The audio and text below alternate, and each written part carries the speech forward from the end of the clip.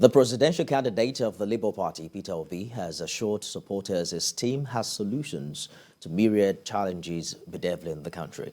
Mr. Obi, at the flag of the party's presidential campaign in Lafia, the Nasarawa state capital, promised to solve Nigeria's flawed challenge and ensure the country attains sufficiency in food production, adding that if elected in 2023, there won't be blame games involving past governments. The presidential hopeful said his government will move Nigeria from consumption to production, drive job creation, and fix Nigeria's power problem. Mr. Obi, who observed a 1-minute silence in honor of all flood victims across the country, said flooding issues will be a thing of the past if elected next February. Labour Party is the party of the people. Labour Party is the party that will deliver Nigeria from hunger, from poverty, from unemployment. It is only Labour Party that has the answer. PDP and APC, they have failed. I assure you, farmers will go back to farm. Farmers will go back to farm because we're going to deal with insecurity. We will deal with insecurity. We will support farmers. We will support youth. We want Mr. Peter Obi to be in office and will hold him accountable.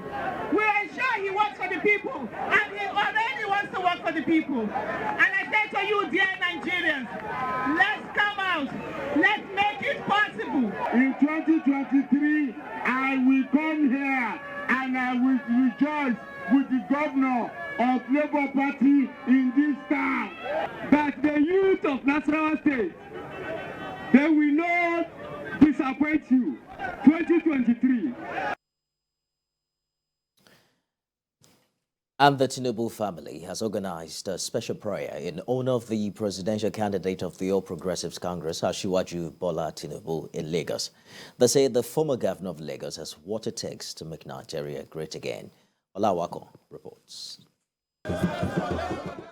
The APC presidential candidate is ushered into this hall to be part of the special prayer organized in his honor by the Tinubu family in Lagos. As rallies have begun from various support groups for the APC presidential candidate Asiwaju Bola Tinubu, some have resorted to praying to God for the presidential bid of Asiwaju Tinubu to become a reality. Here, the Tinubu family is holding this prayer in honor of their son, Asiwaju Bola Ahmed Tinubu's presidential bid. The head of the Tinubu family says the essence is to offer prayers to God for the presidential bid to become a reality. He admits that Asiwaju Tinubu is a detribalized Nigerian politician whose vision is to make the country better. Asiwaju is a non-tribalistic politician, therefore his government will be of tremendous blessing, imparting better life for all Nigerians with the prospect of providing abundance for all, as we have never had it so good. The APC presidential candidate appealed to them to mobilize more Nigerians with PVCs to come out and exercise their franchise in the forthcoming elections. He urged the guests to continue to tell more people about his plans to make Nigeria great again.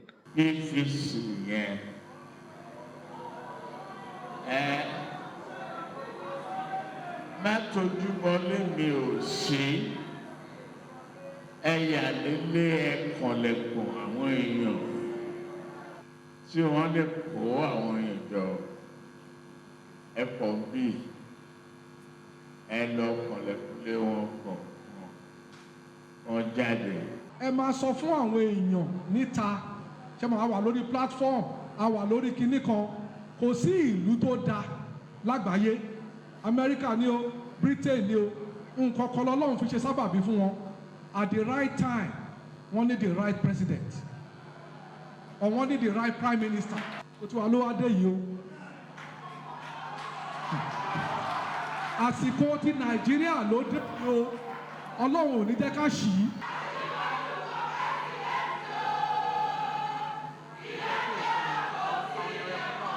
The presidential candidate of the APC has continued to receive more support and solidarity from many quarters ahead of the 2023 presidential election.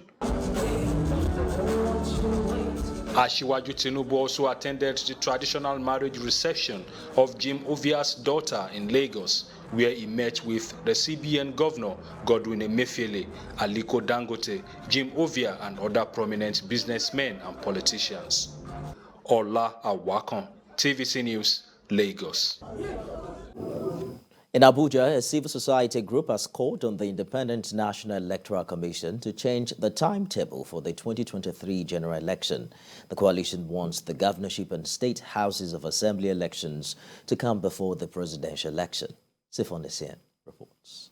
It's 118 days to the presidential and national assembly elections scheduled to hold on February 25, 2023. INEC issued the new dates on February 26th, following the passing into law of amendments to the Electoral Act. This civil society group acknowledges INEC's role as prescribed by the Constitution and the Electoral Act.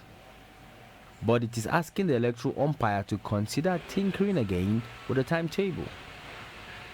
It wants the governorship and state house of assembly elections to come before the presidential election. The 2023 presidential election is, for all intents and purposes, the most keenly contested, not only in the Fourth Democratic Republic, but in the history of our country.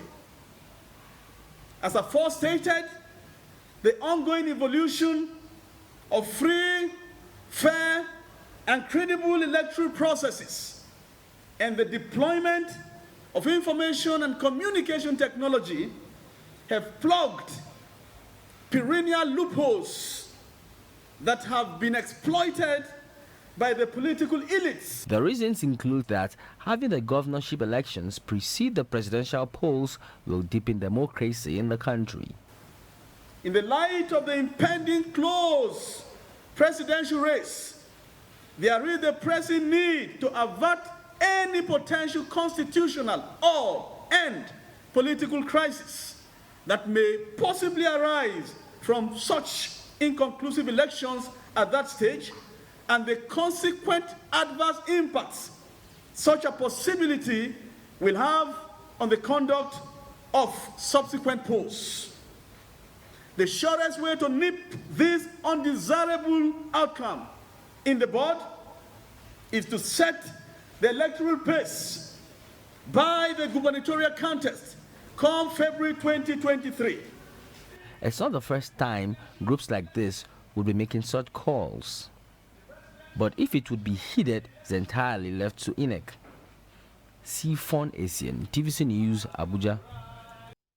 Now, the Inspector General of Police, Akali Babao, has dismissed the travel advisories issued by the United States and United Kingdom, as well as some Western countries, to their citizens on elevated terror threat in Abuja as fake news, and appeals to the Nigerian media not to transmit such news that are inciting, fake, and demeaning.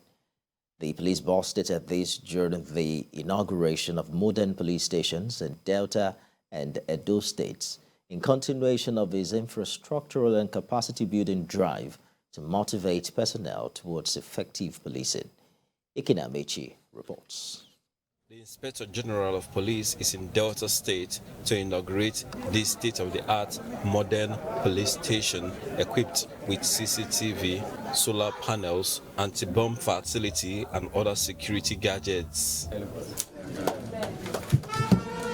This modern police barrack for personnel was also inaugurated. When you improve your working environment and your place of abode, your houses, it will motivate you to do more. The Delta State Police Command and the force in general shall remain appreciative in the silent achiever IGP in his welfare drive. The Inspector General of Police is impressed with the strong synergy between the police and other security agents in the country. He says this has translated into improved security of lives and property across the country. But he is worried about the manner in which foreign countries issue travel advisory to their citizens in Nigeria. Forget about all this international conspiracy.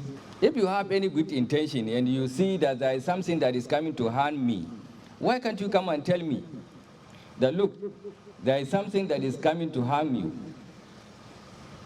This is how I have gotten the information. Try to see what you can do. Instead of saying, all my citizens come back or don't go out on so date because there is going to be threat.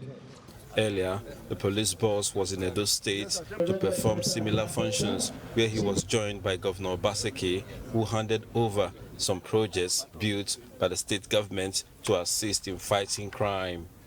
In supporting security in this country, we felt that it was the right thing to do to assist the Nigerian police force, refurbish their facilities, and see how we can utilize these facilities to reinforce the security system in the state.